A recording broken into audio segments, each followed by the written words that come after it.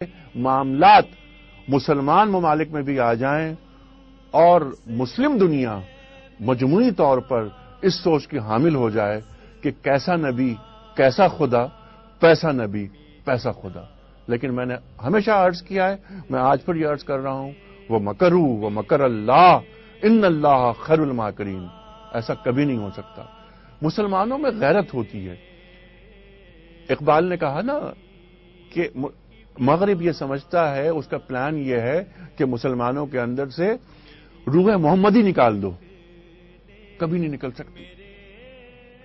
برے سے برا مسلمان مرد یا برے سے بری عورت ایک چراغ ہے،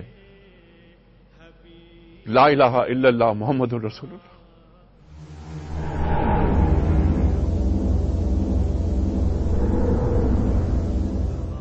رینڈ کارپوریشن امریکہ کا ایک تھنک ٹینک ہے جو 1918 میں قائم ہوا، اور مسلسل وہ امریکی حکومتوں کو یکے بعد دیگر جو آتی رہیں وہ اپنی سفارشات، اپنی ریکمنڈیشنز، اپنے آئیڈیاز وہ فلوٹ کرتا ہے، اور وہ کر رہا ہے آج تک۔ رینڈ کارپوریشن نے جیسے، اب آپ دیکھیے کہ رینڈ کارپوریشن، آپ کے اس سوال پہ یاد آیا، ابھی 2.5-3 برس پہلے ایک رپورٹ لکھی اور بھجوائی، وہ آپ کے علم میں ہوگی۔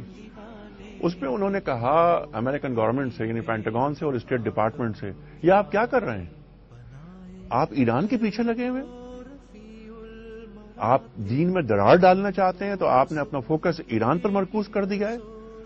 اگر آپ نعوذ باللہ دنیا سے اسلام کا خاتمہ چاہتے ہیں، مسلم دنیا کو کمزور کر دینا چاہتے ہیں، تو صرف 2 ملک ہیں، ان 2 ممالک کو ڈیوائیڈ کر دیجئے، اس میں اپنی چالیں چلیے، ان کو کمزور کیجئے، پوری دنیا کے مسلمان کمزور ہو جائیں گے۔ اور وہ 2 ممالک کون ہیں معلوم ہے آپ کو؟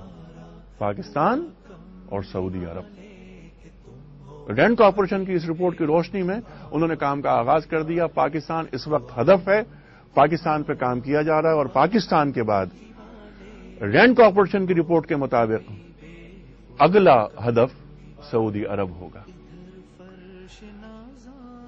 رینڈ کارپوریشن نے بتایا انہیں کہ آپ یہ حدود آرڈیننس، آپ یہ بلیسفیمی لا، آپ پاکستان اور مسلم دنیا کے اسکولوں کے سلیبس کو تبدیل کیا جائے۔ اب آپ دیکھیے کہ کتنی بدنصیبی کی بات ہے کہ ہمارے لوگ کریکلم چینج کرتے ہیں۔ حضرت عائشہ صدیقہ رضی اللہ تعالی عنہا اور حضرت خدیجۃ الکبریٰ رضی اللہ تعالی عنہا کے مضامین نکال دیے جاتے ہیں، اور بلقیس عیدھی کا چیپٹر لایا جاتا ہے کہ انسان دوستی، لوگوں کے کام آنا وغیرہ وغیرہ، مذہب کو نکال دو، اور صرف ایک انسان دوستی کی بنیاد پہ، بھائی انسان دوستی بس ٹھیک ہے، ایک اچھا انسان ہے، اس کے اعمال کچھ بھی ہوں، اگر وہ انسان دوست ہے تو وہ جنتی ہے، وہ اس کے لیے جنت ہے۔ بالکل کیا ایمان حاصل کیے بغیر کوئی جنتی ہو سکتا ہے؟ کیسی ایک مزہ کا خیز بات ہے۔ لیکن ان چیزوں کو شامل کیا جا رہا ہے، ذہنوں میں لا کے بات کیا جا رہا ہے کہ دیکھیے قرآن کریم تو یہ کہتا ہے کہ وہ ستارہ شناس ہوں، وہ اللہ کو مانتے ہوں بس، اور وہ نیک اعمال کرتے ہوں، تو وہ جنتی ہے۔ لا الہ الا اللہ مسئلہ نہیں ہے، محمد الرسول اللہ مسئلہ ہے۔ اللہ تعالیٰ کو پوری دنیا کسی نہ کسی انداز میں مانتی ہے، اکثریت میں، مسئلہ صرف محمد الرسول اللہ ہے۔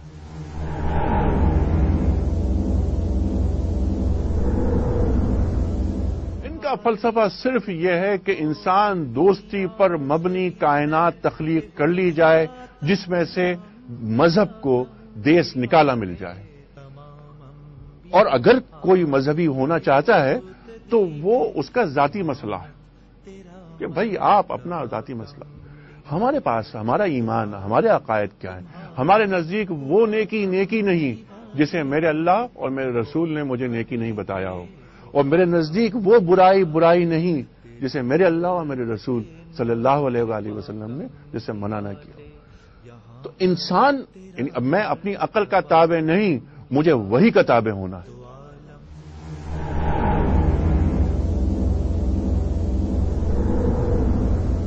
اس کو کاؤنٹر کرنے کا بہترین طریقہ یہ ہے کہ کچھ شارٹ ٹرم پلاننگز کی جائیں، کچھ لانگ ٹرم پلاننگ کی جائیں. شارٹ ٹرم پلاننگز میں یہ ہے کہ ہمارے پاس جو بڑے جید علماء ہیں، ہماری زمین جید علماء سے خالی نہیں ہوئی. انتہائی مخلص، دین پر جان قربان کر دینے والے یہ علماء ہیں. لیکن جو ویژن ہے، جو تقاضا ہے وقت کا، سرکار دو عالم صلی اللہ علیہ وآلہ وسلم فرماتے ہیں کہ ہر مومن کے لیے ضروری ہے کہ اسے اپنے زمانے کی بصیرت ہو. اپنے زمانے کی بصیرت مومن کی فراست سے بچو، کیونکہ وہ اللہ کے نور سے دیکھتا ہے. یہی فرمایا ہمارے اور آپ کے رسول محمد مصطفیٰ احمد مجتبیٰ صلی اللہ علیہ وآلہ وسلم نے. ان علماء کو آپس کے اختلافات بھلا کر اپنے آڈینس کے سامنے وہ بات پیش کرنی چاہیے کہ جو قربت کا سبب بنے. کم از کم ایک بات پر انہیں اتفاق ہو جانا چاہیے کہ ہماری آپس کی لڑائی سے فائدہ دشمن کو ہو رہا ہے.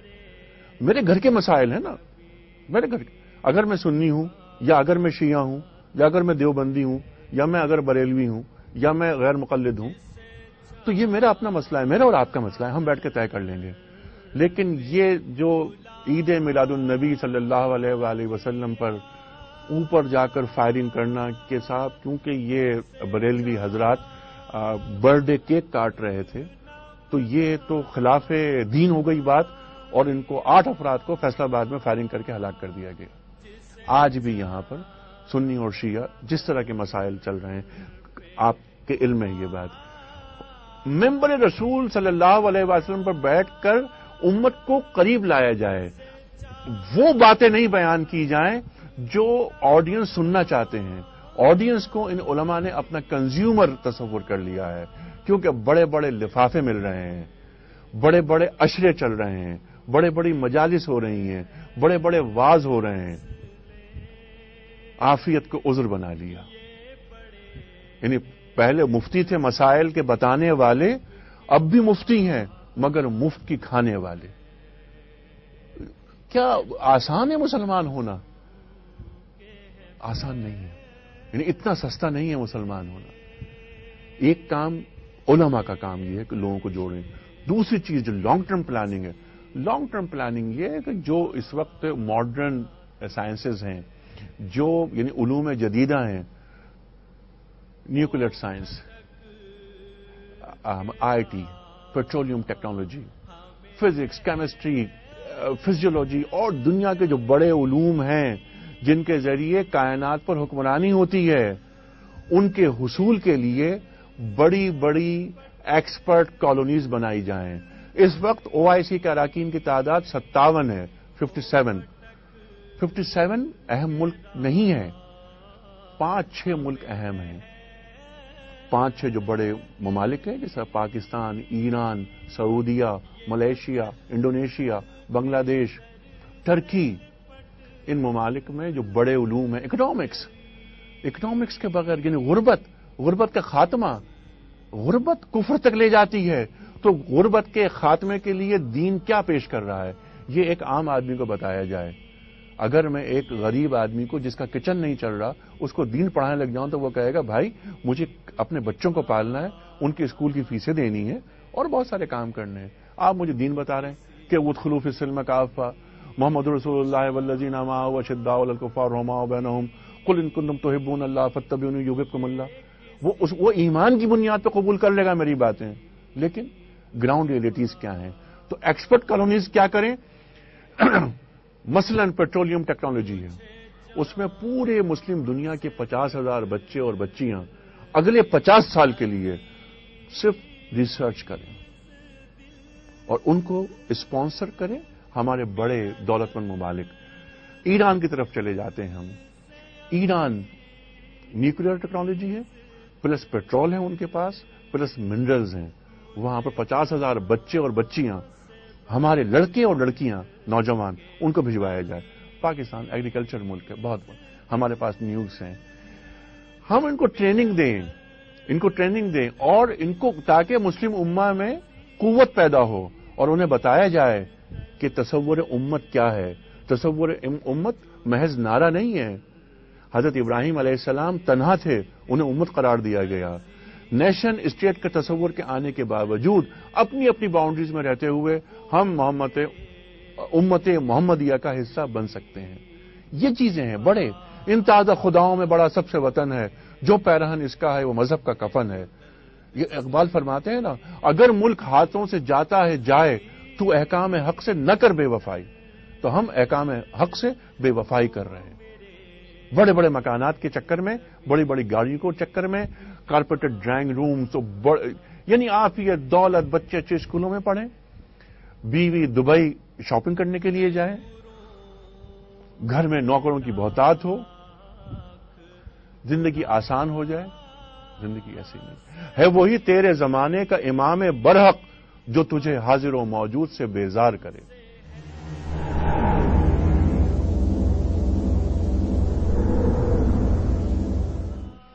سمپلی پاکستان میں کبھی بھی توہین رسالت کا قانون ختم نہیں ہو سکتا. ایک بات میں یہاں یہ عرض کروں، 57 اسلامک اسٹیٹ ہے نا، 57 میں سے 56 ممالک وہ ہیں جہاں اسٹیٹ پاورفل ہے. پاکستان واحد ملک ہے جہاں عوام پاورفل ہے. عوام جو چاہتی ہے اسٹیٹ وہ کرتی ہے. یہ ایک بہت بڑی خوبی ہے، نایاب خوبی ہے، منفرد خوبی ہے جو صرف پاکستان میں ہے، پورے عالم اسلام میں.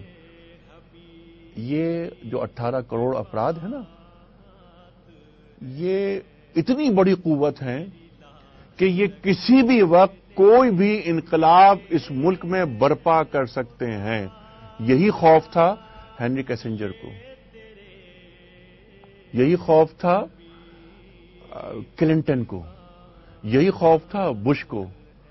کیسنجر نے لکھا اپنی کتاب میں کہ مسلمانوں سے ڈرو، مسلمانوں سے بچو. مڈ ایٹیز میں جب ملاقات ہوتی ہے صدر امریکہ اور صدر روس کی، تو کیا گفتگو ہوتی ہے کہ ہم کیوں لڑ رہے ہیں آپس میں؟ ہمیں نہیں لڑنا چاہیے. ہمارا ہدف مسلمانوں کو ہونا چاہیے. اچھا، یہاں ایک بات میں یہ کوٹ کرتا چلوں کہ بن گورین نے کہا تھا، آپ کو یاد ہوگا، اس نے کہا تھا کہ عرب ہمارے لیے خطرناک نہیں ہے. جو عرب کے دوست ہیں، عرب کے مخلص ہیں، عرب سے ایک تعلق رکھتے ہیں، ایمانی تعلق رکھتے ہیں، وہ ہمارے لیے زیادہ خطرناک ہیں. اور اس نے پاکستان کا بھی نام لیا تھا. تو یہ معمولی باتیں نہیں ہیں. سعودی عرب میں کوئی واقعہ ہوتا ہے معمولی سا بھی، اس کے اثرات پڑتے ہیں پاکستان پر.